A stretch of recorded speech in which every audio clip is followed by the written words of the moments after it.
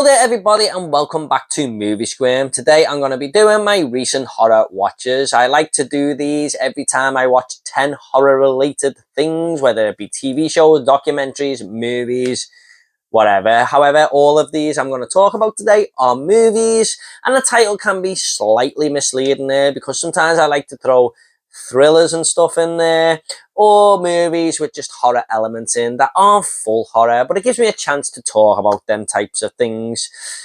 Now, don't forget to leave your comments down below on some of the films I'm going to talk about here, and I'll try and get back to you all, I promise. And don't forget to stay to the end for my pick of the bunch. So let's just get into the first thing I watch now in this episode. So first up, we have a movie called The Dive. Now, this just goes back to what I was just saying there about sometimes they may be sort of thriller movies and stuff, but I thought I'd include this one because I went to see this at a Scream Unseen, which is a horror movie that you don't know what you're going to see at the Odeon, and it turned out to be this movie, The Dive. So it's meant to be like this big surprise once the movie starts, but I wouldn't say this is a fully fledged horror movie. However, it did feel like that movie, The Fall, where them two characters are stuck on that big skyscraper. It was the same type of synopsis as that. However, they were stuck at the bottom of the ocean, and one of these characters had to try and go and get help to save the other one. So it's not really a horror movie. It's more of a thriller film, even though there was some very tense and horrifying situations that they find themselves in, because you're like, are they going to get out of this and stuff? But it's definitely more of a thriller. I didn't really love this movie, to be honest. I thought I was going to go into it loving it, because Odeon did actually give away what the movie was with their clues on social media. They always do it, which is kind of annoying. But I thought I was going to go into this really and liking it because I enjoyed The Fall. I liked the concept. However, there was just nothing much to these characters. I thought they were pretty bland, and all the movie involved was one character stuck under a rock and this other character going back and forth to try and get help and give her more oxygen. And it was kind of just back and forth all the way throughout the movie there. And there wasn't that much to it. There was not really much backstory to these characters. It was just a very average film, in my opinion. Now, Louisa Krause, even though it was a pretty bland character, I couldn't stop looking at her and thinking, she is the perfect looking role for Abby in The Last of Us Season 2. So I don't know if they're going to do that with Louisa Krause. They probably won't pick her anyway, but throughout this film, all I could see was that character in her face. She is so alike. So I just thought I'd put that out there. But overall, not a great film in my opinion. That is The Dive.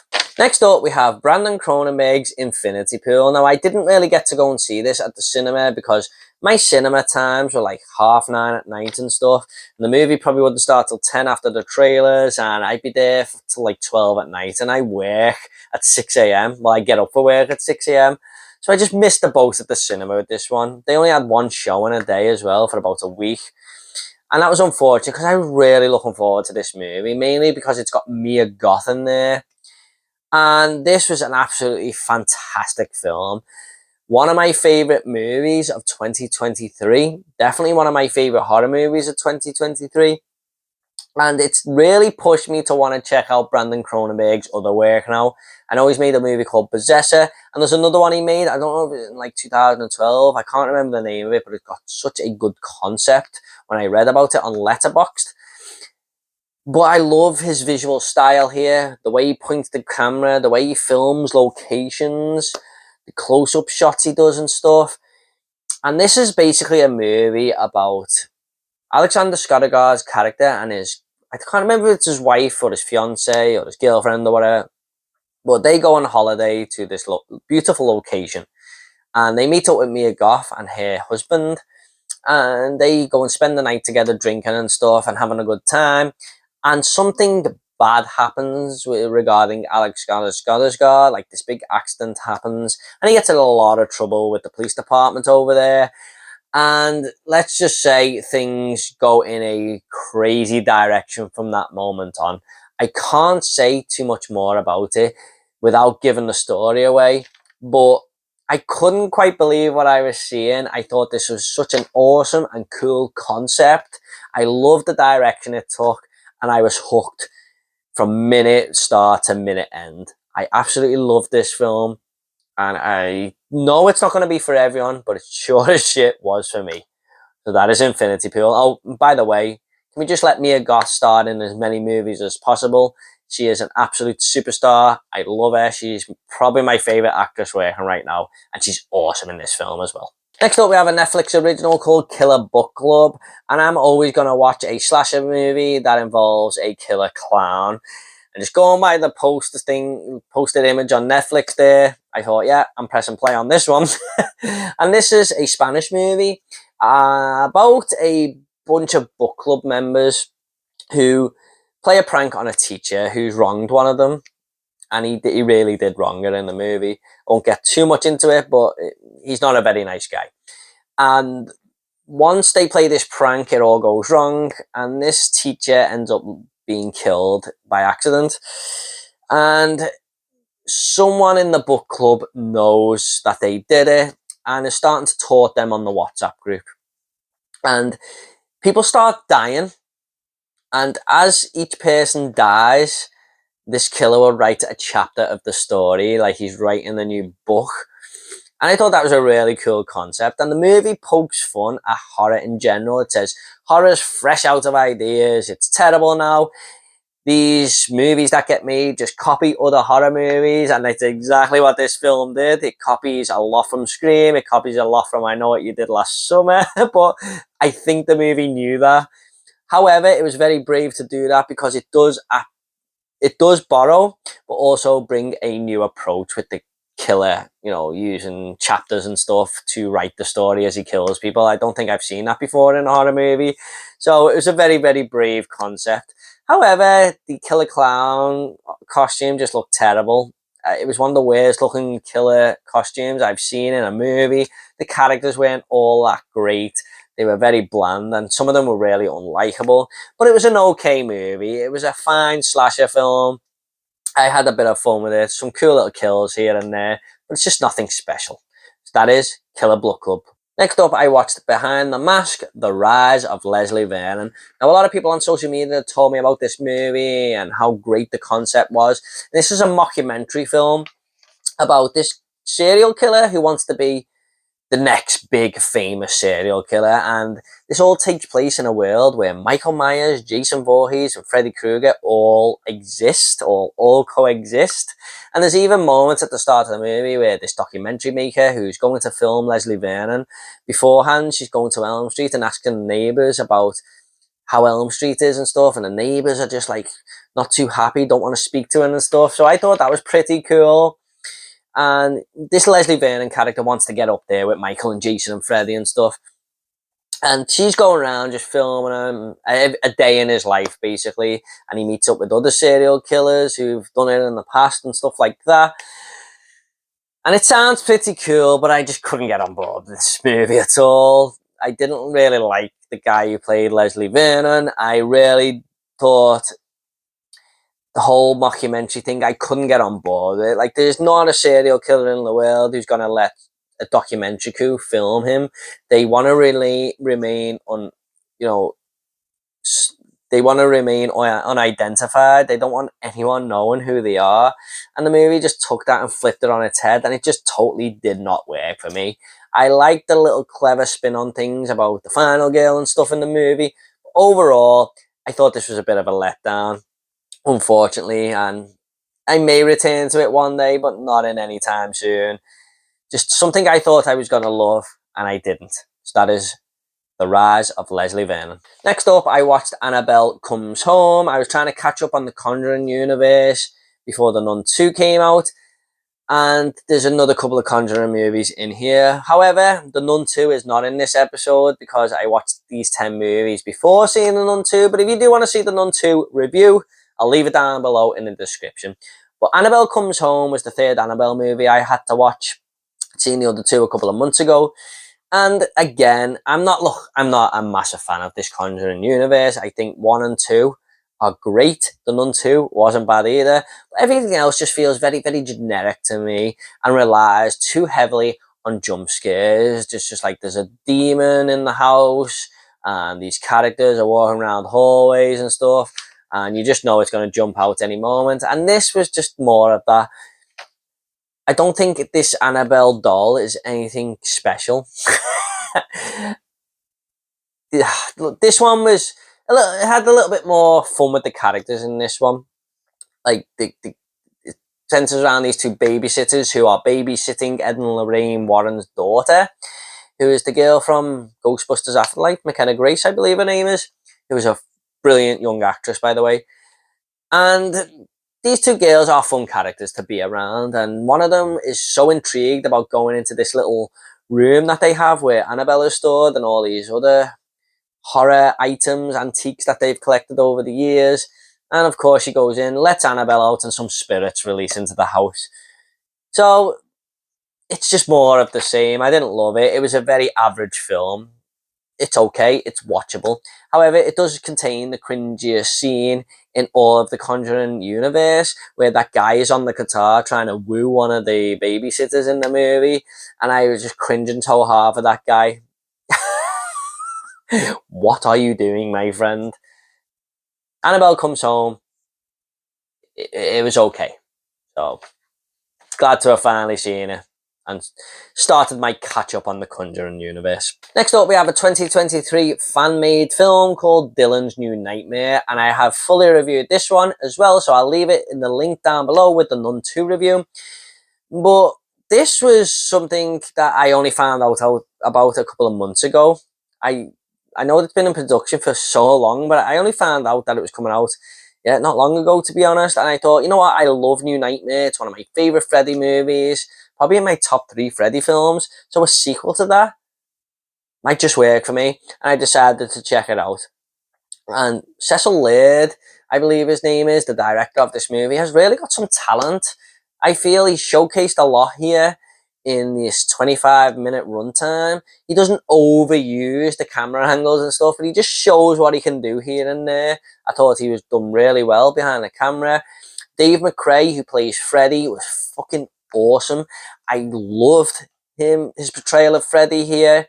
He was way better than I thought he could be in a fan-made movie. He was excellent. He got the voice down, the mannerisms, and the makeup design was awesome. And this basically sees Dylan 25 years after the events of New Nightmare, trying to reconnect with his mother, but he's also having nightmares of Freddy again, and Freddy is trying to come back into the dream world. My biggest gripe with this movie is it was just too short, and I didn't want it to end, and I know why it did. They had budget constraints, I fully understand that, but that's more of a compliment, I feel, because I wanted more. But definitely worth checking out just for Dave McRae's performance. I don't think they're going to announce him as the new Freddy in the next movie, but my God, if they did, I would not be against that, because he was just absolutely brilliant as Freddy Krueger in this movie. So yeah, that is Dylan's New Nightmare. Next up, I finally watched the 1922 film Nosferatu, which is a silent movie, and this is the earliest movie I think I've ever seen. I don't think I've seen a movie that takes place before this date. So it's the oldest movie I've ever seen and the oldest movie I own in my collection now. I've only seen one silent movie before this. That was The Man Who Laughs, which I absolutely loved, by the way. So it's not that I don't like silent films, but I thought the structure of this was kind of hard to follow at times.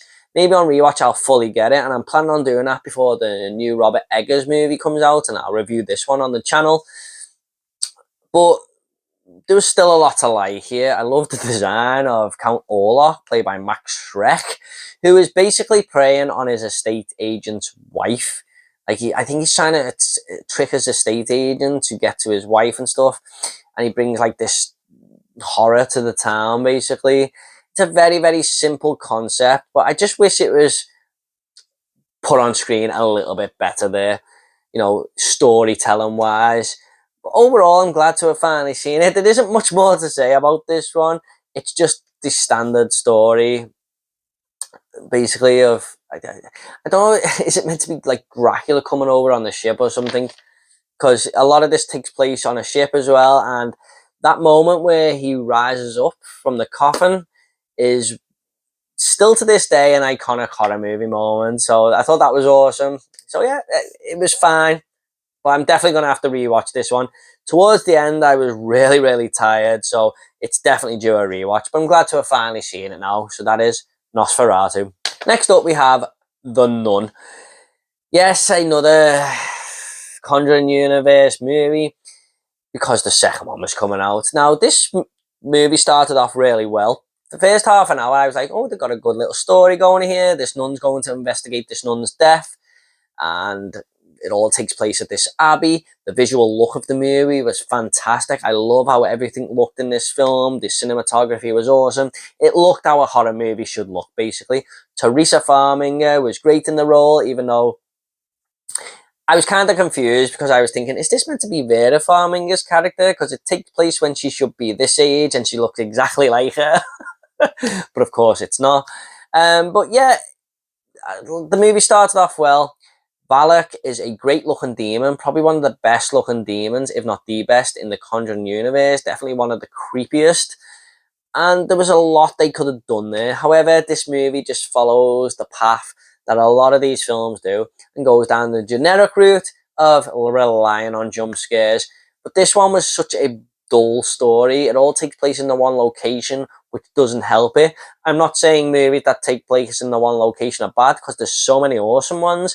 This one just kind of didn't work for it. And it just becomes a little bit stale. And the third act, when it gets a little bit more actiony and ramped up a little bit, you kind of don't care. So unfortunately, one of the dullest movies in the Conjuring universe. I didn't hate it. I didn't love it. It was just bleh. So that is The Nun. And finally, from the Conjuring universe, in this video, we have The Curse of La Llorona. I thought this one was slightly better than The Nun, only because the demon was a lot more sinister. Because this demon is drowning children, for God's sake. And it comes to this family and tries to take this woman's kids in this movie as well, in the modern day. It's all like this Mexican urban myth. And it's this Mexican urban legend, sorry. And it comes to the modern day. And I thought that was a really cool concept. However, somehow it just didn't work. Again, the movie, like The Nun, after the first 30 minutes, just sort of levels out and goes down this very dull, boring and generic jump scare movie path. And yeah, there's lots of silly CGI involved and stuff, which a lot of these movies do. That when CGI comes into a horror movie, it just totally takes me out. I'm not scared anymore. And this movie does that a lot, especially in the third act. So, slightly better than The Nun, but I'm just not a massive fan of this Conjuring universe. I'm not going to lie. It was watchable. That's about it. But very forgettable. Like The Nun, this is forgettable. And finally, out these top 10, I rewatched The Exorcist. Now, do look out for an Exorcist review series coming soon. I've wrote my review out and stuff. I'm going to film it very soon. I've also watched The Exorcist 2. More on that in the next episode. But The Exorcist is a movie that I really didn't see the whole thing, the whole fuss about the first time I watched it. I watched it very young. I heard it was the scariest movie of all time. I watched it and I was just kind of bored. And when the scary stuff happened, I was like, is this meant to be the scariest movie of all time? And I've rewatched it a couple of times since then, and I was just like, eh. Now, this was the first time I'd watched it in years, and it was definitely the best time I'd ever had with this movie. It was borderline brilliant to me, this film. I can see why people thought this was scary now, because in 1973, if I was at the cinema watching this, and faith was a much bigger thing back then, I probably wouldn't have made it through the movie. Because it's not everything. I used to think it was everything in the third act, where Reagan's vomiting and stuff and lifting herself off the bed. I thought that was all the scary stuff, but it's not. It's the sinisterism of the build-up of this movie, where Reagan is slowly turning into this monster, and the whole story about Burke, who's fell down the stairs and turned his neck he's broke his neck and turned his neck, a 180, and then you see Reagan turn her neck and do Burke's voice. That to me was the scariest part of the movie. I was like, holy shit, I didn't even remember this bit. The scorpion walked down the stairs and stuff. That's all the scary stuff in this movie. The third act does go a little bit goofy and stuff, but what I loved about this film was the writing, how everything is knitted together with Lee J. Cobb, the detective, telling the story and, you know, sort of putting his parts across to the viewer. And then you've got, like, you know, Father Karras's faith and the arc that he goes on. And you got Ellen Burstyn, who's just uncontrollable and wants everything to be better for her daughter, and she's so frustrated and angry that she can't get the answers. She doesn't know what to do, so she hones in this last-ditch attempt to have this exorcism with Max von Sydow's character. So I just think when you watch this movie through adult eyes, it makes a lot more sense, and you sort of see how great Frigg can put this story together. I thought this movie was friggin' awesome, and I can see why it's one of the greatest horror movies of all time now. So that is The Exorcist. Look out for my review of this one coming very soon.